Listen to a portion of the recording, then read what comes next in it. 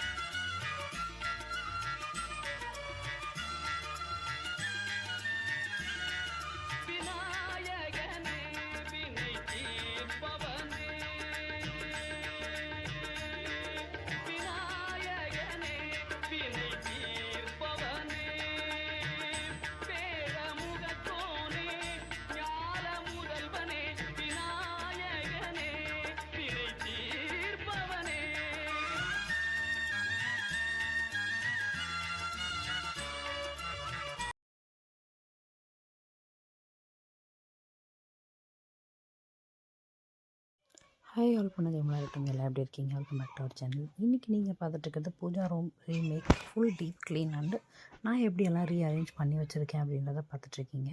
Thursday எப்பவும் போல் வந்து எல்லா பூஜை பாத்திரமே எல்லாமே எடுத்துகிட்டு க்ளீன் பண்ணிகிட்ருக்கேன். சபீனா, பீதாம்பரி அண்ட் லெமன், புளி இது எல்லாமே போட்டு தான் க்ளீன் பண்ணுவேன். எப்பவும் போல் கையில் தான் நல்லா தேய்ச்சிப்பேன். இதுக்குன்னு தனியாக ப்ரஷஸ் வந்து வச்சுருப்பேன். ஸோ அந்த விளக்கு கிட்ட இருக்கிற சின்ன சின்ன இடுக்கில் இருக்கிற அந்த குங்குமம் இதெல்லாம் நின்று ஒரு மாதிரி பிளாக் ஆகிட்ருக்கும். ஸோ அதெல்லாம் அந்த ஸ்டீலில் நம்ம காப்பர்லலாம் ப்ரஷ் வரும் இல்லைங்களா, அந்த ப்ரஷ் வாங்கி வச்சு அதில் தான் க்ளீன் பண்ணுவோம். அப்போ தான் பார்க்குறதுக்கு புது பாத்திரம் போலவே நல்லா க்ளீனாக இருக்கும். அந்த பூஜை சாமான்லாம் அவ்வளோ க்ளீனாக இருக்கும்.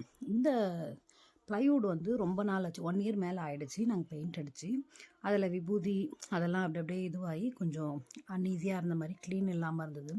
ஸோ வீட்டில் இருந்த பெயிண்ட் இருந்தது, கீழே ஒரு வீட்டுக்கு பெயிண்ட் அடித்தோம். அதுலேருந்து மீதம் இருந்த பெயிண்ட்டை ஏன் வேஸ்ட் பண்ணணும்? பெயிண்ட்லாம் வந்து கொஞ்சம் நாளுக்கு அப்புறம் கெட்டியாகிடும், வேஸ்ட்டாக போயிடும். அதுக்குள்ளவே நம்ம யூஸ் பண்ணிடணும். பெயிண்ட் அடித்து முடிச்சுட்டு நம்ம எல்லாம் எடுத்துகிட்டு வந்து வைக்கிறதுக்குள்ளவே 1 o'clock ஆகிடுச்சு. நான் போய் அச்சுவை கூட்டிகிட்டு வர டைம் ஆகிடுச்சு. அச்சுவை கூட்டிகிட்டு வந்ததுக்கப்புறம் அவனுக்கு சாப்பாடு ஊட்டிட்டு அவனை தூங்க வைக்கணும். அதுக்கப்புறமா வந்து நான் சாமி பாத்திரம் எல்லாமே வந்து க்ளீன் பண்ண ஆரம்பிச்சிட்டேன். அண்ட் அந்த மணக்கட்டை வந்து கலர் பேப்பர் போட்டு ஒட்டியிருக்கேன் இல்லைங்களா, பேர்ட்ஸ் மாதிரி இருக்கும். அது வந்து வீட்டில் இருக்கிற, நிறைய தடவை சொல்லிட்டேன் அப்படின்னு நினைக்கிறேன், வீட்டில் இருக்கிற நம்ம உடன் பீசஸ் வச்சு அடித்தது தான். அதை வந்து நான் சாமி ரூமில் தான் வந்து இப்போ வச்சுருக்கேன். ஏற்கனவே விலாகில் சொன்னேன்னா அப்படின்னு எனக்கு தெரியல. ஸோ நான் திரும்பவும் சொல்கிறேன் தெரியாதவங்களுக்காக.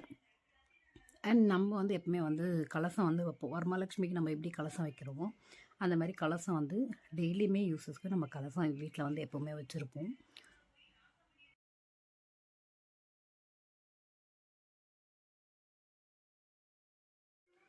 பூஜை சாமான்லாம் எல்லாமே க்ளீன் பண்ணதுக்கப்புறமா அதுக்குள்ளவே இந்த பெயிண்ட் வந்து காஞ்சிடுச்சு. ஃபோட்டோஸில் நான் க்ளீன் பண்ணும்போது அந்த மஞ்சள் குங்குமம்லாம் கீழே வந்து பெயிண்டில் பட்டிருந்தது. ஸோ அதெல்லாமே நான் தண்ணி போட்டு தொடச்சி பார்த்தேன், க்ளீனாக வந்துடுச்சு. ஸோ நம்ம வீக்லி ஒன்ஸ் பண்ணும்போது இந்த மாதிரி தண்ணி போட்டு க்ளீனாக நம்ம ஸ்பாஞ்ச் வச்சு தொடச்சிட்டோன்னா க்ளீனாக இருக்கும். ஏதோ எனக்கு தெரிஞ்ச அளவுக்கு நான் கோலம் போட்டிருக்கேன். அந்தளவுக்கு கோலம் போட தெரியாது. பட் நான் இப்போது கோலம் போட்டுட்டு தான் வந்து நம்ம மணக்கட்டை வைக்கணும். மணக்கட்டை மேலேயும் கோலம் போட்டு தான் வந்து நம்ம சாமி வைக்கணும். எப்போவுமே நான் அப்படி தான் வைப்பேன். நீங்களாம் எப்படி வைப்பீங்க அப்படின்றது எனக்கு ஐடியா இல்லை. நான் எப்படி வைக்கிறேன் அப்படின்றதுக்கானது தான் போட்டிருக்கேன். ரைட் சைடில் எப்போவுமே ஓம் தான் இருக்கும். ஏன்னா அந்த இடத்துல ஓம் சக்தி ஃபோட்டோவும் பெரியபாளையத்தம்மா ஃபோட்டோவும் வரும். ஸோ அதனால் வந்து அந்த இடத்துல எப்போவுமே ஓம் தான் இருக்கும். லெஃப்ட் சைட்லேயும் சென்ட்ரலையும் வந்து கோலம் அப்பப்போ மாற்றி போடுவேன். சென்ட்ரலில் வந்து மணக்கட்டை வச்சுட்டு நம்ம வீட்டில் இருக்கிற பெரிய விளக்கு எப்போவுமே வந்து அஷ்டலக்ஷ்மி விளக்கு எரிஞ்சிட்ருக்கோம். அந்த விளக்கு எப்போவுமே சென்ட்ரலாக இருக்கும். ஸோ அதுக்கான மணக்கட்டை வச்சு அது மேலே ஒரு முக்காலி வச்சு அப்புறம் தான் வந்து விளக்கு வச்சுருப்போம், அரிசி போட்டு தட்டில்.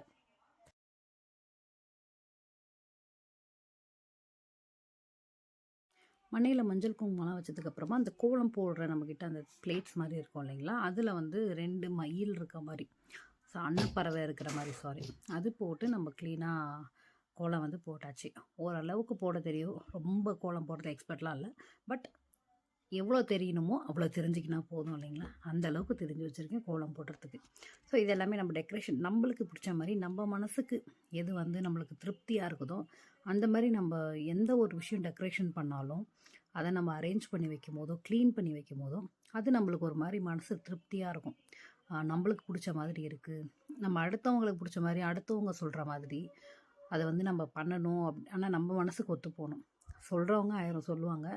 பட் அது வந்து நம்மளுக்கு செட் ஆகுமா, நம்ம வீட்டுக்கு செட் ஆகுமா, அப்படி இல்லைன்னா நம்ம மனசுக்கு ஒத்து போகுதா அப்படின்றத ஒரு தடவைக்கு 10 தடவை யோசித்து பார்த்துட்டு அதுக்கப்புறம் தான் செய்வேன். ஸோ நான் எப்போவுமே வந்து பெரியவங்க சொன்னால் கேட்டுப்பேன்.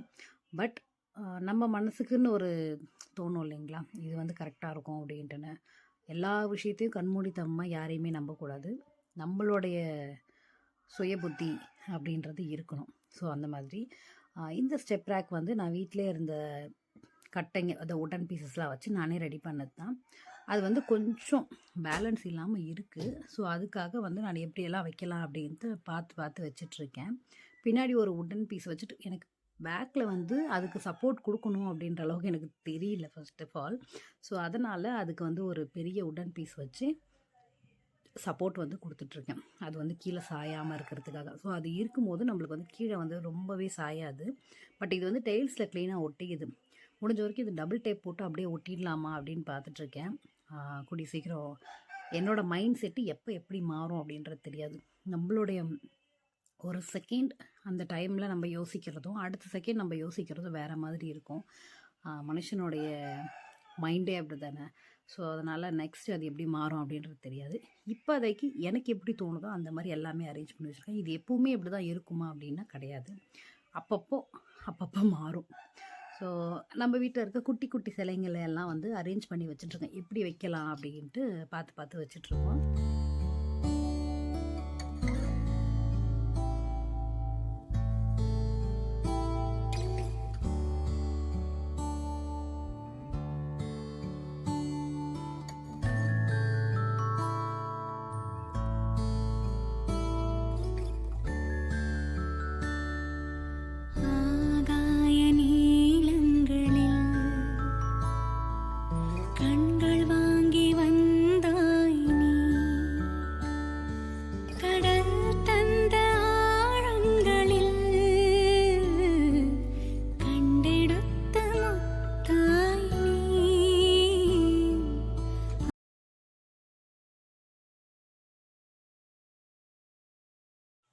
பூஜை பாத்திரம் எல்லாமே க்ளீன் பண்ணி நம்ம முடிக்கிறதுக்குள்ளவே எனக்கு ஒரு 5 to 5:30 அரௌண்ட் ஆகிடுச்சு.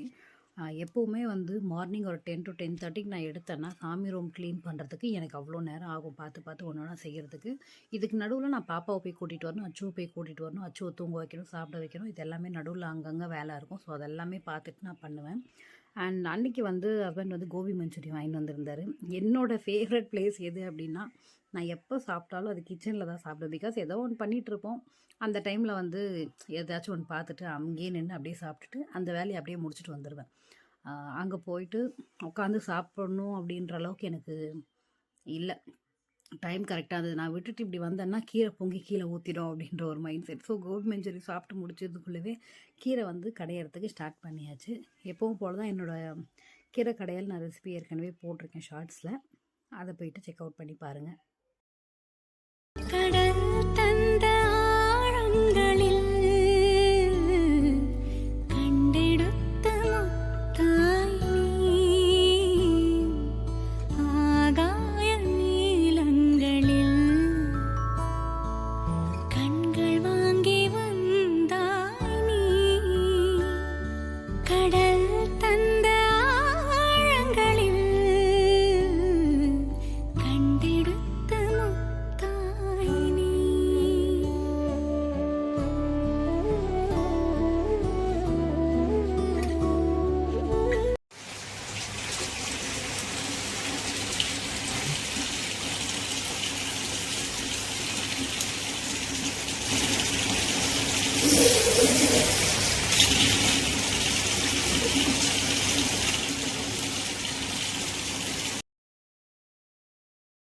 அண்ட் இது வந்து ஃப்ரைடே மார்னிங் வந்து பாப்பா ஸ்கூலுக்கு ரெடி ஆகிட்டா, கடைக்கு சாப்பாடு ரெடி பண்ணியாச்சு. அத்தை வந்து அப்போ ஊருக்கு போயிருந்தாங்க. ஸோ அதனால் நான் பாப்பாவை விட்டுட்டு அப்படியே வந்து மாமா கடைக்கு போய் சாப்பாடு கொடுத்துட்டு வரத்துக்கு நான், பாப்பா, அச்சு 3 பேருமே ரெடி ஆகிட்டோம். ஹஸ்பண்டும் இல்லை, வெளியே போயிருந்தார். ஸோ அதனால் நாங்கள் தான் கன்ஃபார்மாக போனோம். நாங்கள் வந்து ரெடி ஆகிட்டோம். என்ன லஞ்ச் பாக்ஸ் ரெசிபியில் வந்து உங்களுக்கு நான் போட்டிருப்பேன், ஃப்ரைடே என்ன பேக் பண்ணேன் அப்படின்றத. அதில் போய் செக் அவுட் பண்ணி பாருங்கள்.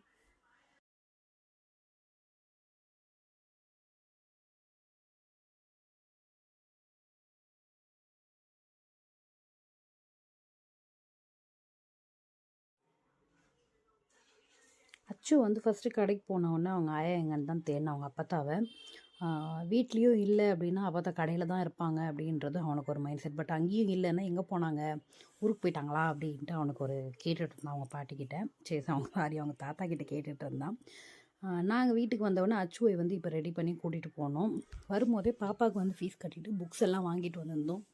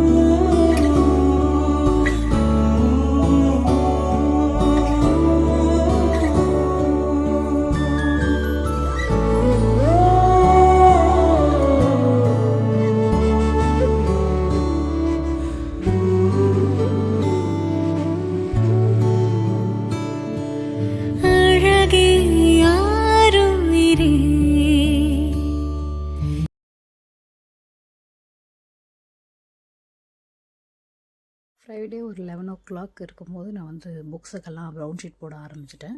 பாப்பாவுக்கு வந்து ப்ரௌன் ஷீட்ஸ் வந்து இந்த மாதிரி டிரான்ஸ்பரண்ட்டாக தான் கொடுத்துருந்தாங்க. ஸோ ப்ரௌன் ஷீட்ஸு இது வந்து அது என்ன பஞ்சிங் மிஷின் சொல்லுவாங்க இல்லைங்களா, அது ஒன்று வாங்கியிருந்தேன். ஸ்டாப்லர் அண்ட் வந்து ஒரு பென்சில் பாக்ஸ் வந்து வாங்கியிருந்தோம்.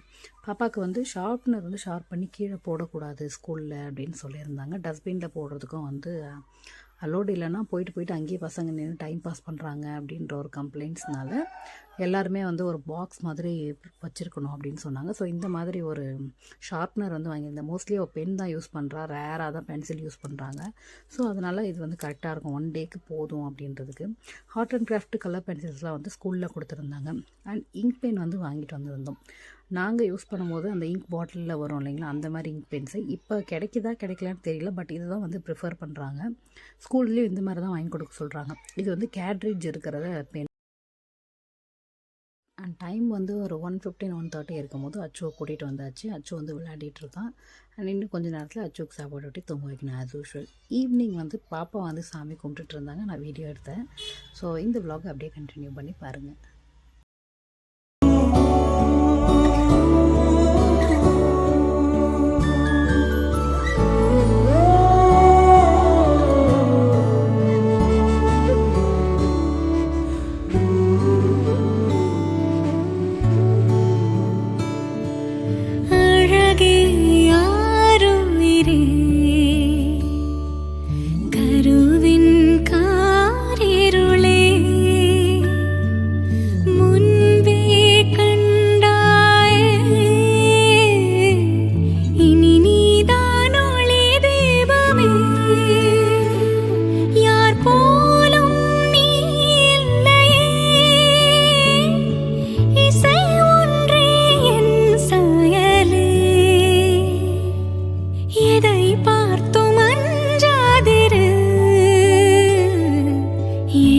கேட்டும் கெஞ்சாதிரு